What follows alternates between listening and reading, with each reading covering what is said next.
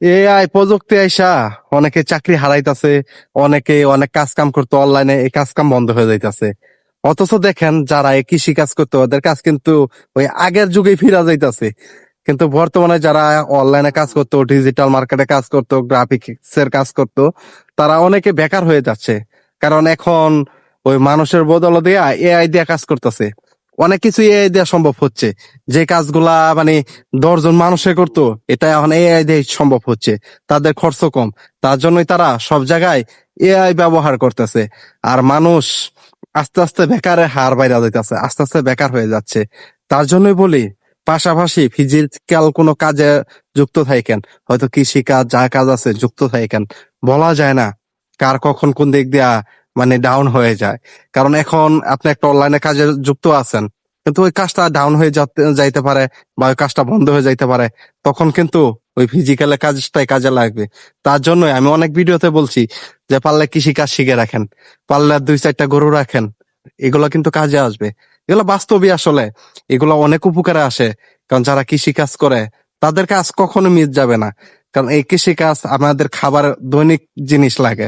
যা দৈনিক কৃষি কাজের খাবার গুলাই কিন্তু আমাদের হয়। কিন্তু সোশ্যাল মিডিয়া কাজ কইরা ওটা দিয়ে টাকা হচ্ছে, কিন্তু কৃষি কাজ দিয়ে মানে কৃষি কাজে যেটা হচ্ছে এটা কিন্তু খাইতে লাগে। তো এই কারণেই বলি, ফিজিক্যালে যে ব্যবসাগুলো আছে এগুলো চেষ্টা করবেন, গরু ছাগল বা কৃষি কাজে আরো অনেক মাছ, তো এগুলা নিয়ে যা আছে ব্যবসায় যুক্ত হেন। এগুলা শিক্ষা রাখা মানে শিখে রাখার চেষ্টা করবেন।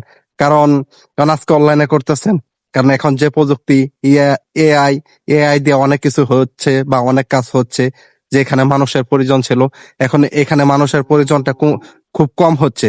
তার জন্যই বলি, খুব চেষ্টা করেন যে যা পারেন শিখার, যে যতদূর যেভাবে পারেন শিখার চেষ্টা করেন। কারণ শিখে রাখলে লস নাই, এটা আজ না হোক ভবিষ্যতে লাগবে, যে কোনো সময় লাগবে।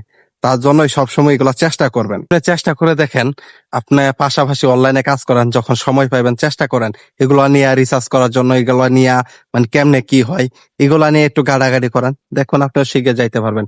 এগুলা শিখা ব্যাপার না, চেষ্টা করলে আর পরিশ্রম, নিজের ইচ্ছা শক্তি। আপনার যদি ইচ্ছা শক্তি থাকে তাহলে আপনার দ্বারা সবকিছুই সম্ভব। আপনার সর্বপ্রথম লাগবে আপনার ইচ্ছা শক্তি। আপনি এই ইচ্ছা শক্তিটা জাগান মনের ভিতরে, যে সবাই পারলে আমিও পারবো।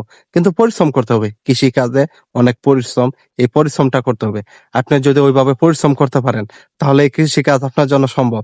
আপনিও চেষ্টা করেন, ইনশাল্লাহ সব। এই কৃষি কাজে কিন্তু একটা শান্তি আছে আলাদা। আপনি দেখেন গ্রাম অঞ্চলে আবহাওয়া ফ্রেশ, আপনার যখন কৃষি আবাদ হয় তখন ওই সাইডে কিন্তু আবহাওয়া ফ্রেশ। শহরে যান, ঢাকা শহরে যান, সেখানে কিন্তু আবহাওয়া ফ্রেশ পাবেন না। সেইখানে এই গাড়ি ঘোড়া শব্দ সবকিছুই। আর যারা কৃষি কাজ করে দেখেন দিন শেষে রাত্রে সুন্দর একটা ঘুম হয়। তাই বলি, কৃষি কে মানে গুরুত্ব দেন, মানে গাছপালা লাগান, সুন্দর আবহাওয়া হোক, সবুজ পরিবেশ হোক, সুন্দর হবে। সবাই মিলেমিশে থাকা যাবে, এই দেশটাও সুন্দর হবে, এবং দেশের সবকিছুই মানে সুন্দর হয়ে দাঁড়াবে। কেউ আর বেকার থাকবে না। কিছু চেষ্টা করলে, নিজে কিছু শিখলে অনেক কিছুই হবে। যাই হোক, আমার কথাগুলো অবশ্যই চিন্তা ভাবনা করে দেখবেন।